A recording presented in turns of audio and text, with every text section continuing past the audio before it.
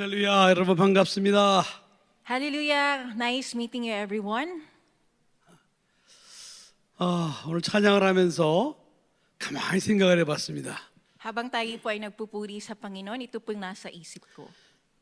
야, 우리 하나님은 놀라우신 분이다라는 생각을 또 다시 한번 했습니다. I thought God is an amazing God. Amen? 한 7, 8년 전만 해도 이곳에 이런 센터와 큰 센터와 교회가 세워진다고 아무도 생각을 하지 못했습니다. I couldn't even imagine thinking about 7 to 8 years ago when this place was established. Ganun na lang po ako ka-amazed na God has been so good unto this place. 아마 조그만 건물 하나가 들어섰으면은 뭐 그럴 수도 있겠다라고 생각을 할 수도 있었을 것입니다. At naisip po ni Reverend Wang na kahit hindi ganito kalaki or kahit ganito lang siguro ka-spacious, it's already a good place. 그러나 이 지역에 이렇게 큰 센터가 들어서리라고는 아마 아무도 생각하지 못했을 겁니다. And I could not imagine as well that this place is one of the biggest places na ganito po na mission school in the Philippines. 그리고 이 건물에 우리 유치원 학교가 세워지고 또 교회가 세워져서 이 안에서 예수 그리스도를 믿는 하나님의 자녀들이 거듭나고 있다는 것도 놀라운 일이었습니다. And it also amazed me having our kindergarten school with our this place of worship and even a mission school po na nandito. I always give praises to God that is so amazing. 그리고 우리 SCF 청년들이 뭐 이렇게 올겐을 친다든지 악기를 연주한다든지 뭐 음향을 조정한다든지 이런 것들도 아마 상상도 할 수 없었던 일일 Hindi 것입니다. ko rin po ma-imagine yung growth ng ating mga disciples po, especially sa young people, youth department, yung mga nagwo-worship, nagagamit po yung mga talento nila. So yun po ay pinapasalamatan ko ang ating buhay na Diyos. 여러분, 이런 일을 누가 하게 하셨겠습니까? These things po, sino po ba gumawa nito or who made these things possible? 하나님이십니다. It's God. Amen. 여기까지 기적 같은 일을 하신 하나님께서 앞으로도 계속 일을 하실 것입니다. And God will continually do miraculous things in this place. 우리 SCF 교회 비전대로 이곳에서 하나님을 잘 아는 그런 하나님의 제자들이 탄생하게 될 것입니다. And I believe as well, based on our vision in this Sansong Christian Fellowship Church, that God will continue to lead people, lead leaders, make disciples, and a church that knows God well. 그리고 우리 교회가 자립하는 교회가 되어서 더 많은 곳에 복음이 들어가야 될 곳에 많은 선교사를 파송하는 그런 교회로 하나님께서 반드시 사용해 주시리라 믿습니다. Naniniwala din po ako na sa pamamagitan ng SCF Church, marami po tayong maproproduce na leaders, missionaries, and even disciples na patuloy pa na mag-spread ng gospel of Jesus Christ. 하나님은 전능하신 분이십니다. God is a wonderful God. 할 수 있거든이 무슨 말이냐? 믿는 자에게는 능치 못할 일이 없느니라 이렇게 말씀하셨습니다. At wala din pong imposible sa Panginoon, sabi niya po sa kanyang salita, nothing is impossible with God, to those who believe. 앞으로 10년 후, 20년 후에 이곳에서 이제 잘 믿음으로 자란 우리 성도들이 하나님 앞에 쓰임 받는 그 영광의 날을 미리 바라봅니다. Even in 10 years or 20 years more, patuloy po kayong pagpalain ng Panginoon, and may God continue to use you mightily for the expansion of His kingdom. 그래서 오늘은 하나님의 말씀 전도서 12장 1절로 8절과 13절로 14절 말씀을 가지고 하나님 말씀을 듣도록 하겠습니다. Basahin ko po ang salita ng Diyos sa Ecclesiastes chapter 12, verses 1 to 8, and let's jump to verses 13 to 14. Sa Tagalog po, mangangaral, Kapitulo 12, versikulo 1 hanggang 8, at tayo po magpapatuloy sa versikulo 13 hanggang 14. Basahin ko po sa wikang Tagalog. Alalahanin mo ang iyong malilikha sa panahon ng inyong kabataan, bago dumating ang mga araw at taon na puno ng kaguluhan, panahong hindi mo na madama ang tamis ng mabuhay.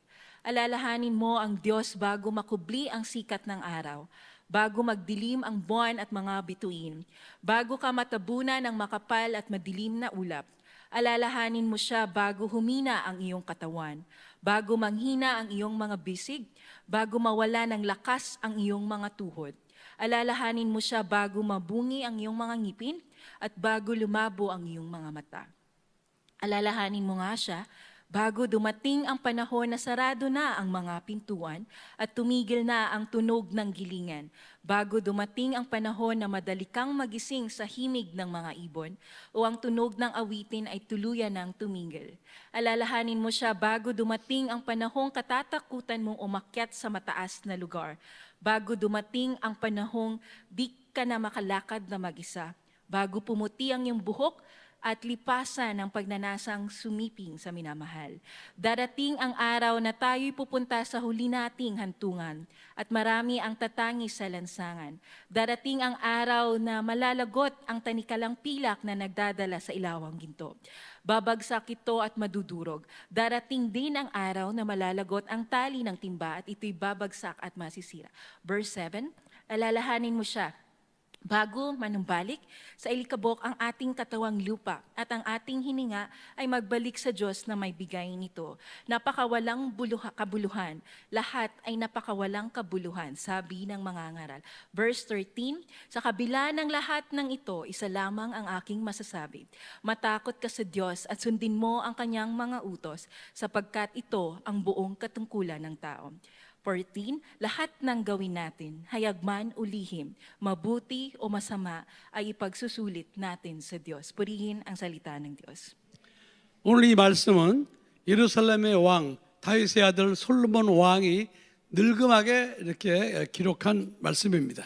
Sa verse po nito, makikita natin na si King Solomon, ito po yung mensahe niya doon sa Jerusalem nung mga panahon na yun. At dito po makikita natin yung Old Testament when Solomon shared his message in the book of Ecclesiastes. 솔로몬 왕은 이 세상에 존재했던 사람 중에서 제일 많은 부귀와 영화를 누린 왕이었습니다. At si Solomon po ay hari na pinaka-impluensya po, diba? Kaya po siya tinawag na pinaka-smart na hari din nung time na yon. And even at to this place, he was the wisest king.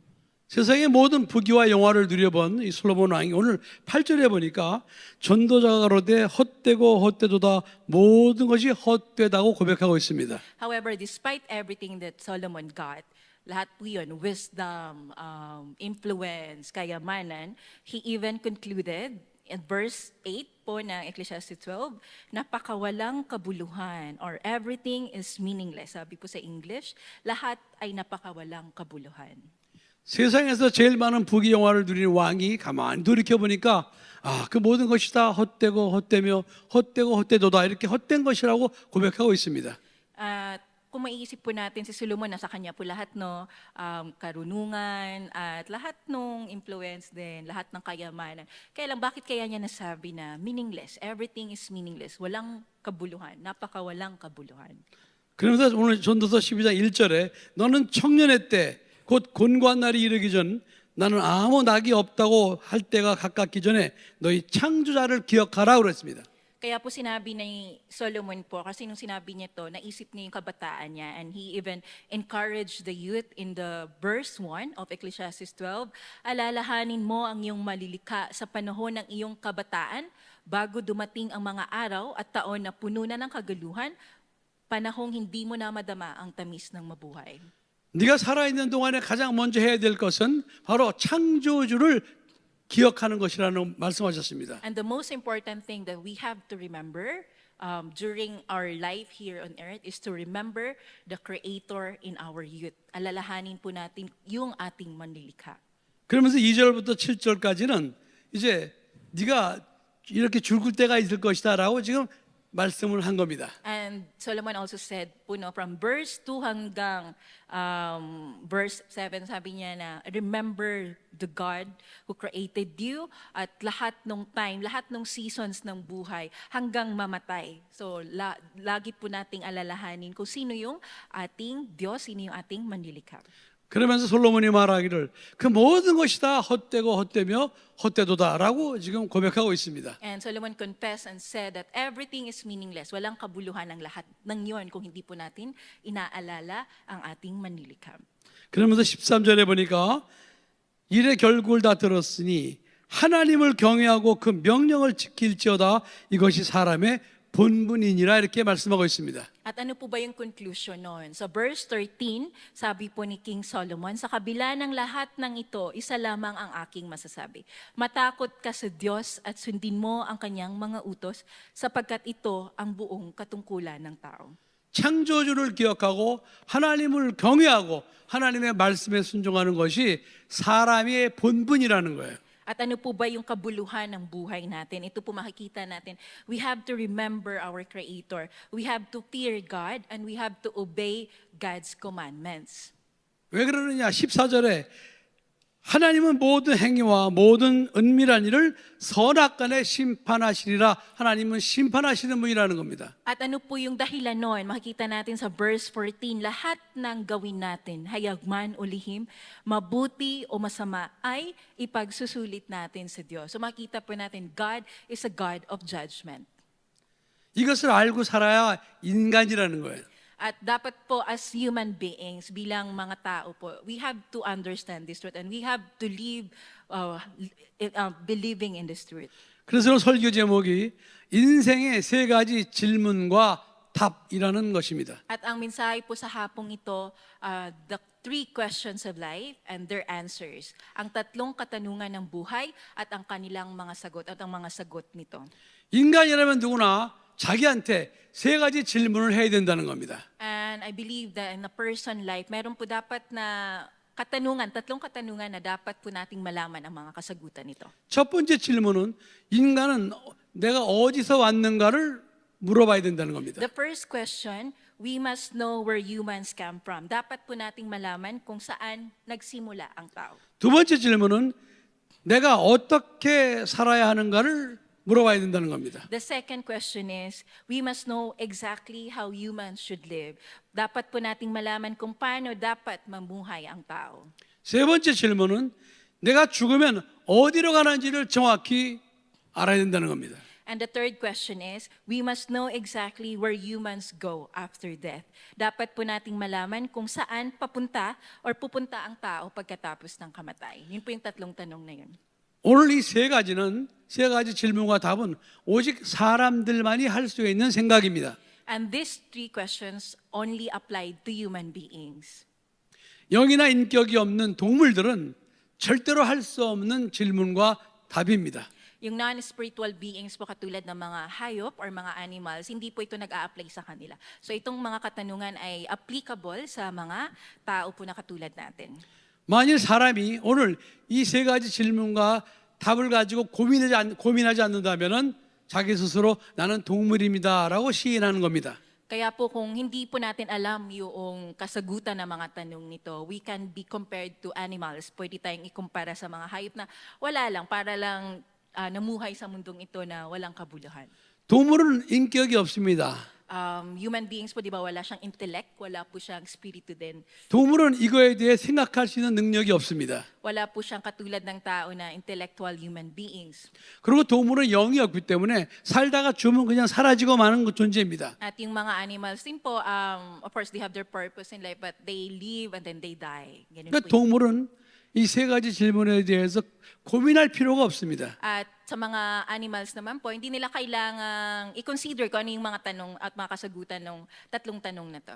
그러나 사람은 누구나 반드시 이 세 가지 질문을 가지고 고민을 하고 살아야 됩니다. However, as humans, kailangan po nating malaman, we have to know exactly the answers to these three questions. 첫 번째 질문, 나는 어디서 왔는가를 분명히 알아야 됩니다. Dapat po nating malaman, first question po, saan po ba nagmula ang tao? Where do humans come from? What is the origin of humanity? 이것은 삶의 본질에 관한 질문입니다.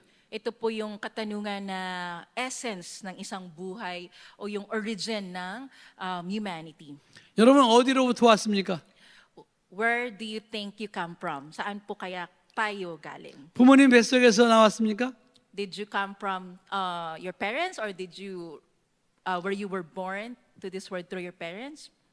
아니면 어쩌다가 우연히 태어났습니까? Or sinilang po ba kayo ng aksidente lamang? 네, 물론 여러분은 부모님의 뱃속에서 나왔습니다. Of course, worldly speaking, we came from the womb of our mothers po, di ba? Through our parents, sinilang po tayo sa mundong ito. 그러나 부모님이 여러분을 여러분 뱃속에서 만든 건 아닙니다. But it's not the parents who made us. Ganggaling lang po tayo dun sa womb ng ating nanay. 부모라는 통로를 통해서 여러분은 이 땅에 온 것뿐입니다. So, ang parents po ay pinagkatiwalaan po sila na erase yung kanilang mga anak sa mundong to. 그렇다고 부모님을 무시하라는 것이 아닙니다. But it is not for us to ignore our parents. 자, 여러분, 부모님은 여러분을 낳기만 했어요.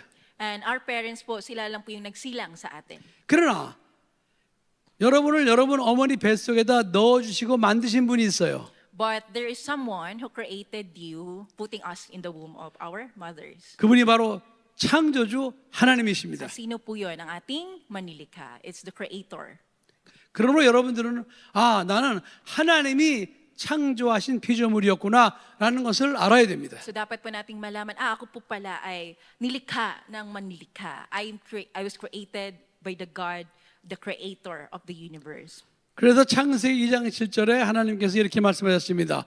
여호와 하나님이 흙으로 사람을 지으시고 그 코에 생기를 불어넣으시니 그 사람이 생명이 된지라 이렇게 말씀하시고 있습니다. Sabi po sa salita ng Diyos sa Genesis 2:7, God the Creator made the human body from dust and breathed life into its nostrils to create it. Sa Tagalog po, pagkatapos ginawa ng Panginoong Yahweh ang tao mula sa alikabok, hiningahan niya sa ilong at nagkaroon ito ng buhay. 창조자를 기억하라고 그랬습니다. At dapat po alam natin kung sino yung manilikha natin, na saan tayo galing. 창조자께서는 모든 만물을 지으셨고 또 여러분들도 지으셨다는 사실을 믿으라는 겁니다. We have to believe that God created everything in us. Na nakikita po natin lahat dito, it is God who created, who is the creator of everything. Plus, we have to believe that God created us human beings. 그래서 전도서 12장 7절에 흙은 여전히 땅으로 돌아가고 영은 그 주신 하나님께로 돌아가기 전에 기억하라고 말씀하신 겁니다. Kaya po sabi dito sa Ecclesiastes 12:7, then shall the dust return to the earth as it was, and the spirit shall return unto God who gave it. In Tagalog, alalahanin mo siya bago manumbalik sa alikabok ang ating katawang lupa, at ang ating hininga ay magbalik sa Diyos na may bigay nito. 여러분의 육체는 하나님이 흙으로 만드셨다는 겁니다. At makikita po natin dito na God, di ba po, binreth niya tayo, at we were made through the dust. 그래서 사람이 죽으면은 다 흙에다 묻어버리는 겁니다. And when we die, we return to dust. 그러나 하나님이 여러분 코에다 불어넣으신 영, 그 생기는 죽는 것이 아니고 영원히 살아 있습니다. So yung human body po natin from dust will be returning to dust, but then God breathed life into its nostrils, so babalik po yung spirit kay God. 다시 한번 말씀드립니다. 육신은 부모를 통해서 이 세상에 왔을 뿐이요, 인간은 동물과 달리 영적인 존재요, 또 지성과 감정과 의지가 있는 영적인 존재, 인격적인 존재입니다. Yes, as I've mentioned po kanina na yung mga tao po hindi katulad ng hayop na may intellect. At tayo po ay ginawa ng ating manilikha through breathing in his nostrils, and dust as flesh will be returning to dust, and as spirit will be returning to God who gave it. 여러분, 개나 고양이가 나 어디서 왔지? 이 고민하는 개나 고양이 봤습니까? Kaya po, kung titingnan natin yung pusa, di ba, cats, na-imagine niyo po ba kung magtatanong yung pusa, saan kaya ako galing? Di ba, yung pusa hindi naman magtatanong ng ganon. 그 고민은 오직 하나님의 걸작품인 사람만이 할 수 있는 겁니다. But it applies to human beings. It applies to all of us po. We have to know our origin. We have to know po kung saan tayo nanggaling. We have to know who created us. 사람만이 할 수 있는 이 고민을 여러분이 모두 하시고 나는 하나님으로부터 왔구나라는 것을 믿는 여러분 되시기 바랍니다. And I hope po sa pamamagitan ng mensahe nito, isa po sa atin, bawat isa po sa atin ay maniniwala at mananampalataya na galing pala ako sa Diyos. Ginawa pala ako ng Diyos. 그럼 두 번째 질문입니다. 그럼 인간은 어떻게 살아야 하는가를 정확히 알아야 됩니다. So yun po yung unang question, no, saan tayo nanggaling? Pangalawang question po, we must know exactly how humans should live. Paano ba tayo dapat mamuhay? 개나 고양이나 짐승들은 목적이 없습니다. Yung mga aso po, yung mga ibang hayop, wala po silang purpose na katulad ng tao. 그러나 인간은 목적 없이 사는 무의미한 존재가 아니고 정말 귀한 존재로서 하나님의 형상과 모양대로 만들어진 존재입니다. But for us human beings, hindi po tayo nilikha sa mundong to na walang kabuluhan. Every human beings were created with a purpose, living on earth. 하나님께서 사람을 지으실 때 남자와 여자를 지으셨는데 하나님을 닮아서 모든 형상과 모양대로 만들었다 그랬습니다. In Genesis po, we remember the word of God that humans were made in the likeness of God and in the image of God. 그러니까 사람은 하나님의 형상과 하나님의 모양, 인격과 모양을 닮았다고 말씀하셨습니다. So dapat po nating acknowledge no, na we were created in the likeness and 그러므로 image of God. 인격을 가지고 하나님이 나를 왜 만들으셨을까?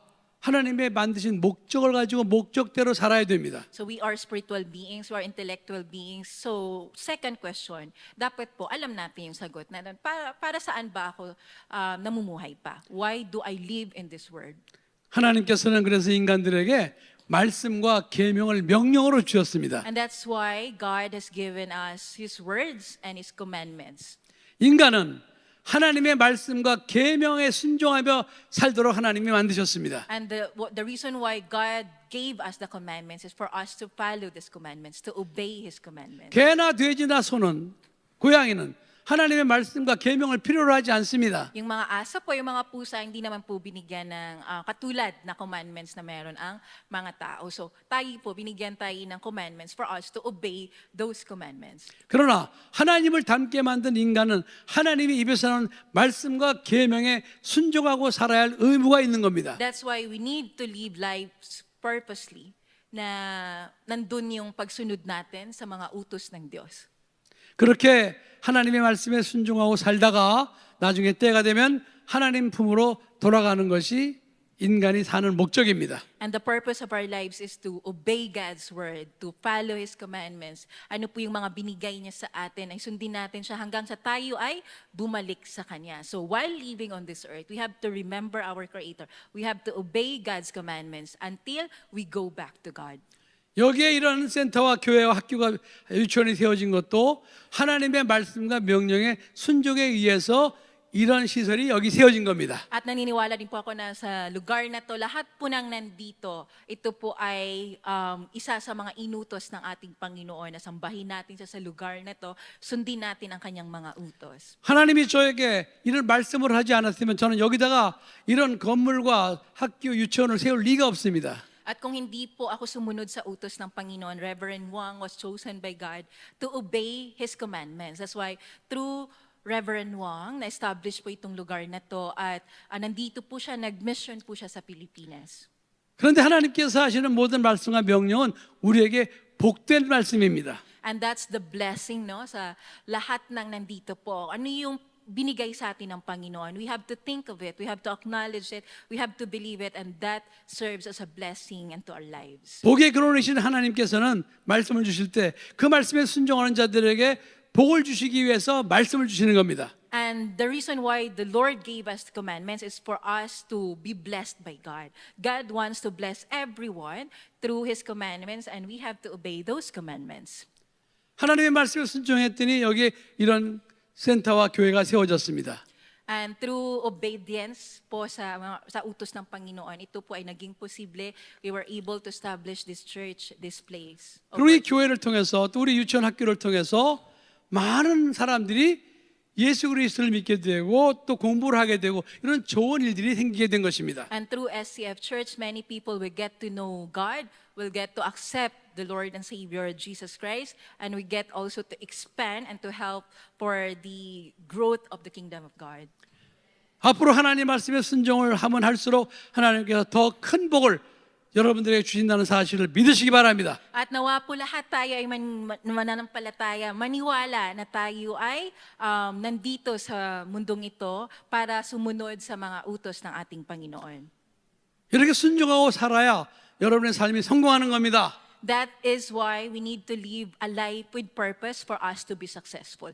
So, kung ikukumpara po natin, a life without purpose is a life without success. A life with purpose is equivalent to a life with success. 세 번째 질문입니다. 인간은 죽으면 어디로 가야 하는지를 정확히 알아야 됩니다. Third question po, we must know exactly where humans go after death. So ito po napaka-importanting pangatlong katanungan. Una, origin. Pangalawa, yung purpose. Pangatlo, destination. Saan tayo papunta pagkatapos ng kamatayan sa lugar o sa mundong to? 사람은 살다가 죽는다고 끝나는 존재가 아닙니다. Death doesn't the end, or death is not the end of everything. Hindi po katapusan yung kamatayan. Dapat po nating malaman yon. 물론 개나 돼지나 소 같은 것은 죽으면 끝입니다. But for animals po, no, pag namatay sila, ayun, yun yung kamatayan ng mga animals. 그러나 사람은 육체는 흙으로 돌아가고 그 영은 주신 하나님께로 돌아가야 마땅한 겁니다. At gaya po ng sinabi kanina sa Genesis, the human body will be returning to dust and the soul must return to God. 누구나 사람은 죽으면 그 영이 하나님께로 돌아가야 당연한 겁니다. At lahat po, each person, each human being will be returning to God. Yung soul po ng... 여러분 사람이 죽으면 끝이라고 말하는 말에 절대 속지 마시기 바랍니다. Do not be deceived. Hindi po dapat tayo ma-confuse doon na, pag namatay ako, katapusan na yon. Hindi po dapat ganon. Whenever we die, we need to remember that there is a life after death.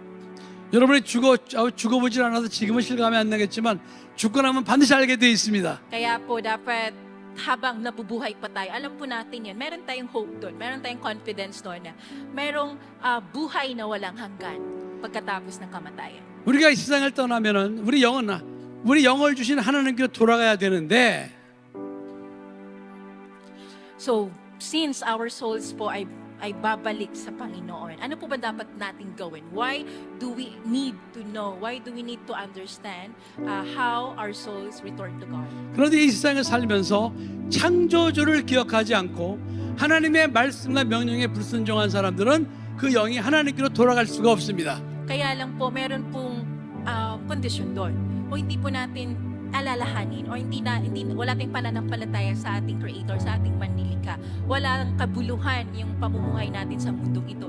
Hindi po yun ang dahilan kung paano po tayo, or hindi yun yung paraan kung paano tayo bumalik or babalik sa ating Manlilikha.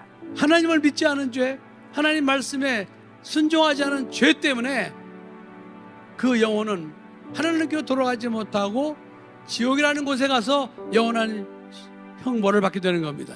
Kaya po sa destinasyon ng buhay ng tao, if we don't acknowledge or receive the Lord Jesus as our personal life and Savior, dapat po alam natin kung saan tayo nanggaling. And we were born with sin.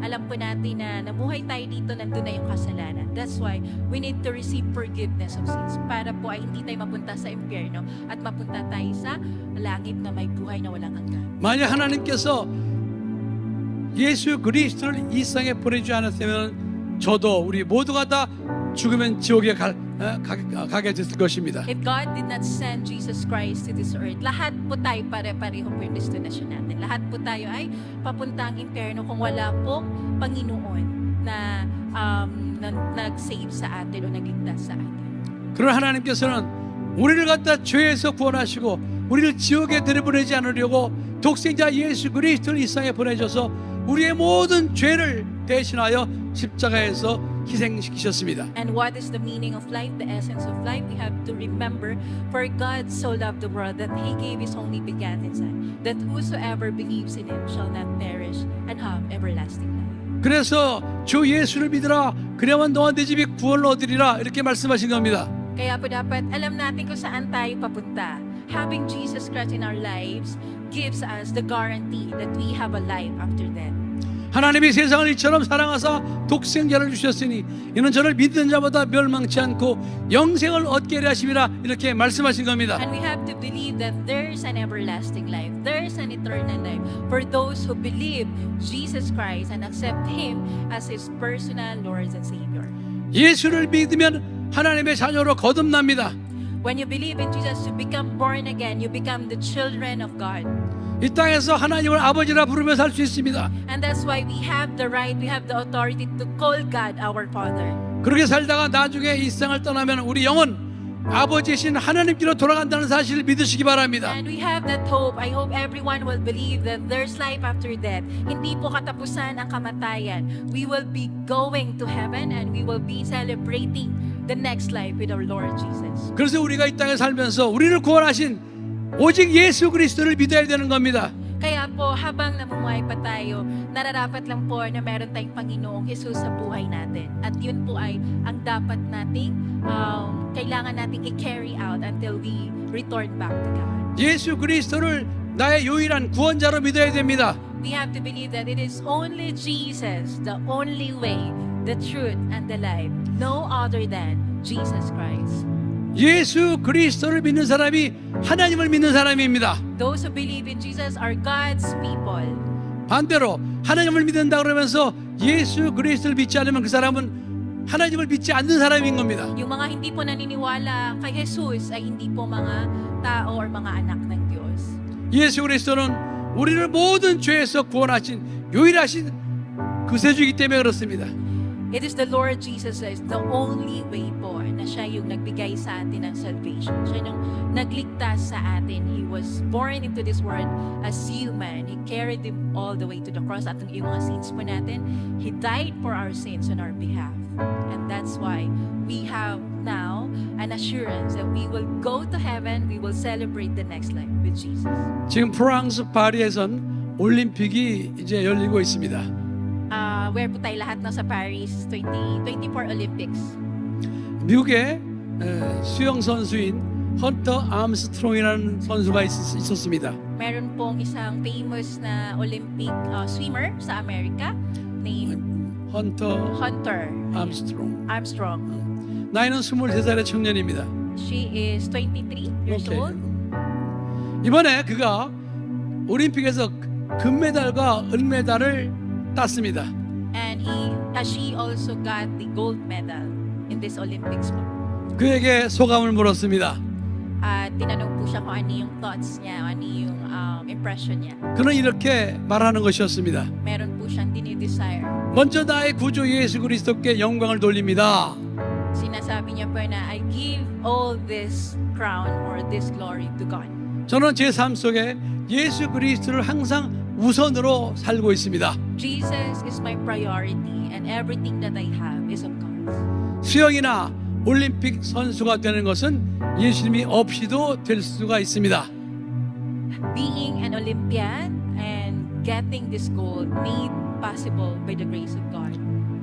그러나 예수님은 나의 구원자시기 때문에 내 삶에 항상 우선인 분입니다. And Jesus is the top priority of my life. Whenever I do something, it's for God's glory. 그러면서 그는 Jesus first라고 외쳤습니다. And he also like acknowledged Jesus first. 한번 같이 해주십시오. Lahat Jesus po tayo, first. sabihin po natin, Jesus first. First. Jesus first. Jesus first. 여러분의 삶이 항상 Jesus first의 삶이 되어서 여러분 사는 동안에 예수 그리스도를 믿고 또 예수 그리스도 안에서 말씀에 순종하고 살고 그래 나중에 아버지의 집으로 다 돌아가는 여러분 되시기를 예수의 이름으로 축복합니다. Nawa po lahat tayo alalahanin natin at alamin natin kung saan tayo nagsimula at alam natin kung paano tayo mamuhay. And believing in Jesus while living on this earth, dapat nandun po yung hope natin, pananampalataya that we will go to heaven together and we will have the next life, an everlasting life with our Lord Jesus Christ. 할렐루야. Hallelujah. 우리 이제 찬양하겠습니다. Tayo po ay magpuri sa ating